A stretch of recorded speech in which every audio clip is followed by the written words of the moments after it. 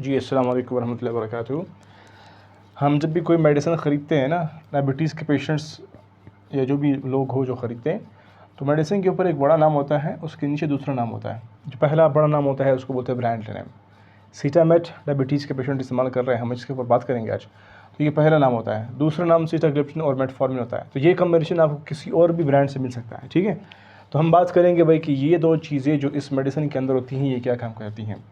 Sitagliptin और metformin क्या काम करती हैं, हमें बॉडी के अंदर क्या चाहिए होता है। बॉडी में, ब्लड में ग्लूकोज़ का लेवल ज़्यादा होता है, ठीक है, ग्लूकोज़ ज़्यादा होता है। अभी ब्लड से ग्लूकोज़ को जाना होगा कहाँ पर, सेल के अंदर, ताकि वहाँ पर वो ग्लूकोज़ जाए और वो सेल एटीपी बनाए, उसको इस्तेमाल करे और एनर्जी हमें मिले और बॉडी फंक्शनल हो, ठीक है। तो ये ग्लूकोज़ का ये रास्ता होना चाहिए। तो इस मैकेनिज़्म को बहाल करने के लिए, क्योंकि डायबिटीज़ के पेशेंट में ये मैकेनिज़्म बहाल नहीं होता, तो ये दोनों मिल करके इस मैकेनिज़्म को कैसे बहाल करते हैं। सीटाग्लिप्टिन इंसुलिन को बनाता है। सीटाग्लिप्टिन क्या करता है, हमारे बॉडी के अंदर जहाँ पर हमारा पैंक्रियाज पड़ा होता है, जा कर के ये समझो कि भाई ये पैंक्रियाज है, ठीक है। ये हमारे बॉडी को सेंसेशंस मिलती हैं इसको बाय सीटाग्लिप्टिन के भाई आप इंसुलिन बनाना शुरू कर दो। तो पैंक्रियाज अपना इंसुलिन बनाना शुरू कर लेता है। कब? ख़ास तौर पर जब हम खाना खाते हैं, खाने के फ़ौरन बाद, और बस खाने के साथ ही जो है ये इंसुलिन बनाने के सिग्नल्स सीटाग्लिप्टिन जो है वो प्रोवाइड करता है पैंक्रियाज को। और इसी के साथ जो मेटफॉर्मिन है वो ग्लूकोनियोजेनेसिस से कम करवाता है। मतलब ये हमारी खुराक की नाली है, इसके बिल्कुल पास यहाँ पर क्या होता है, समझो कि भाई लीवर है। अभी ये जो मेटफॉर्मिन है इस लीवर को कहता है कि भाई आप ग्लूकोनियोजेनेसिस नहीं करो, मतलब आप मुख्तसर बताओ कि भाई ग्लूकोज़ नहीं बनाओ।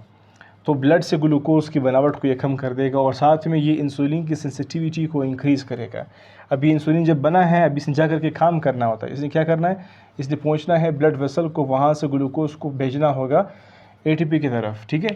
तो ये उसका काम होगा इंसुलिन का। अभी इंसुलिन की जो जहाँ पर रिसेप्टर्स होते हैं, जहाँ पर इन्होंने काम करने होते हैं, ग्लूकोज़ को उठा करके सेल को देने होते हैं, वहाँ पर जो रिसेप्टर्स होंगे उनके ऊपर काम करना होगा। तो अभी इस तरह से जो इंसुलिन के लिए जो रिसेप्टर की सेंसिटिविटी है वो मेटफॉर्मिन इंक्रीज़ करता है। अभी मुख्तसरन क्या हुआ, सीटाग्लिप्टिन इंसुलिन बनाएगा और मेटफॉर्मिन जो इंसुलिन के रिसेप्टर जहाँ पर उन्होंने काम करने होते हैं उनको ये सेंसिटिव कर देगा ताकि इंसुलिन उसके ऊपर काम करे और इसी तरह से क्या हो जाए, इंसुलिन अपना काम करने में कामयाब हो। वो है ग्लूकोज़ को सेल तक पहुँचाना और सेल उसको फिर इस्तेमाल करे, जिससे फिर एनर्जी मिलती है और ग्लूकोज़ का लेवल ब्लड से कम हो जाता है।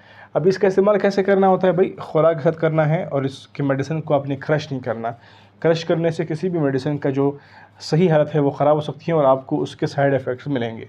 और सेम टाइप पे खाने की कोशिश करें। मतलब अगर आपने आज इसको 10 AM इस्तेमाल किया है या फिर जो भी टाइम एग्जांपल दे रहा हूँ, तो आप अगले टाइम बिल्कुल उसी 10 AM को ही इस्तेमाल करें और कोशिश करें कि भाई किडनी के प्रोफाइल को चेक किया करें, क्योंकि ये डिफरेंट जो है तरीक़ों से जो है साइड इफ़ेक्ट्स इनके होते हैं। वैसे भी शुगर के पेशेंट को किडनी का प्रोफाइल चेक करना चाहिए और साथ में डिफरेंट हेल्थ केयर जो प्रॉब्लम्स हैं उनको देखना चाहिए।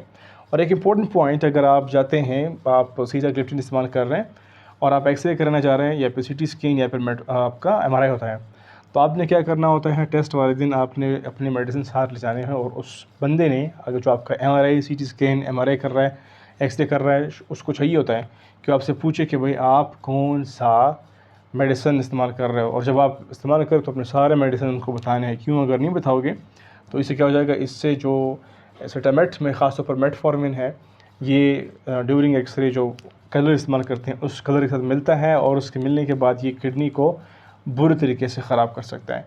तो उसी दिन आपकी जो मेटफॉर्मिन है या सीटामेट जो भी है कॉम्बिनेशन, मतलब उसमें अगर मेटफॉर्मिन है तो उसको रोक दिया जाता है और उसके बाद 48 घंटे तक आप इसको इस्तेमाल नहीं करते। क्यों? क्योंकि जो colour x-ray CT scan MRI के लिए इस्तेमाल हुआ होता है ताकि वो आपके यूरिन में निकल सके, मतलब बॉडी से निकल सके, फिर उसके बाद मेटफॉर्मिन इस्तेमाल किया जाए या फिर सीटामेट या फिर कोई भी कॉम्बिनेशन जिसमें सीटाग्लिप्टिन मेटफॉर्मिन हो या फिर मेटफॉर्मिन उसके अंदर हो, तो फिर वो इस्तेमाल किया जा सके। तो ये प्रिकॉशनरी इन्फॉर्मेशन था आप लोगों के लिए। इसको इन शॉर्ट समराइज़ करते हैं, सीटामेट या फिर कोई भी मेडिसिन जिसके अंदर ये दो मेडिसिन हो, सीटाग्लिप्टिन और मेटफॉर्मिन की कॉम्बिनेशन हो, ये क्या करते हैं, ये इंसुलिन की सेंसिटिविटी को इंक्रीज़ करते हैं और ग्लूकोज़ को बनाने नहीं देते और इंसुलिन की जो फॉर्मेशन है उसको बढ़ाते हैं। इंसुलिन बढ़ेगा और उसकी सेंसिटिविटी बढ़ेगी और न्यू ग्लूकोज़ नहीं बनेगा। इस तरह से फिर क्या हो जाएगा, जो ग्लूकोज ब्लड में है वो फिर सेल तक पहुँचना शुरू हो जाएगा और ATP बनना शुरू हो जाएगा, मतलब एनर्जी बनना शुरू हो जाएगा और बनता रहेगा।